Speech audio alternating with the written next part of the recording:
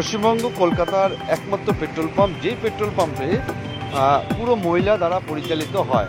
এখানে কোনো পুরুষরা কাজ করেন না এই পেট্রোল পাম্পে। এখানে মেয়েরাই গাড়িতে তেল দিয়ে থাকেন, গাড়িতে তেল, পেট্রোল, ডিজেল যাই হোক না কেন এরাই কাজ করে থাকেন।